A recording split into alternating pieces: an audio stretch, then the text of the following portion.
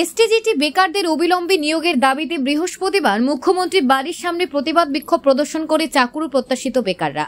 এদিন তারা প্রথমে আগরতলা টাউন হলের সামনে সমবেত হয়। সেখান থেকে তারা মুখ্যমন্ত্রীর বাসভবনের উদ্দেশ্যে রওনা হয়।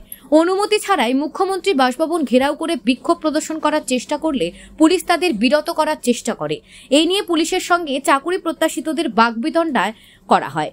আইন শৃঙ্খলা রক্ষায় পুলিশ ও নিরাপত্তা কর্মীরা চাকরি প্রত্যাশিত বেকারদের সেখান থেকে গ্রেপ্তার করে পুলিশ লাইনে নিয়ে যায়। ক্ষুব্ধ এসটিজিটি বেকাররা অভিযোগ করেছে 2022 সালে উত্তীর্ণ হওয়ার পর থেকে এখনো পর্যন্ত তাদেরকে নিয়োগের ব্যাপারে রাজ্য সরকার প্রয়োজনীয় তেমন কোনো পদক্ষেপ গ্রহণ করেনি।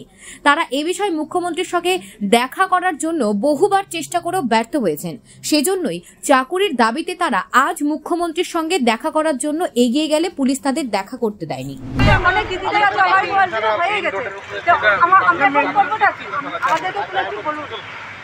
এতদিন তো 3টা বছর ধরে অপেক্ষা করতে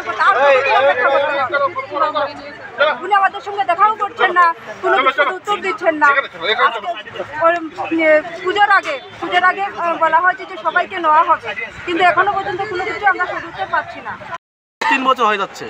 আমাদের সিএম স্যারের সাথে আমরা দেখা করার জন্য অনেকবার ওনার পিএর কাছে এবং ওনার যে সেক্রেটারিতে গিয়ে আমরা আমাদের যে অ্যাপ্লিকেশন সেটা সাবমিট করি, কিন্তু আজকে 3 বছর যাবত আমাদেরকে ঘুরানো হচ্ছে, আমরা দেখা করতে পারছি না। অথচ আমাদের সিএম স্যার ইউটিউবারদের সাথে দেখা করছে, ইউটিউবারদের সাথে ওনাদেরকে সংবর্ধনা দিচ্ছে, বিভিন্ন জায়গায় দেখা করছে। কিন্তু আমরা যারা শিক্ষিত, আমরা কলম নিয়ে বসে আছি, আমরা শিক্ষা পাস করে বসে আছি আমরা চাকরির জন্য, আমরা আমাদের ন্যায্য দাবিটা আমাদের সিএম স্যারকে জানাতে পারছি না। আমরা যখনই আসছি আমাদেরকে পুলিশ প্রশাসন বাধা দিচ্ছে।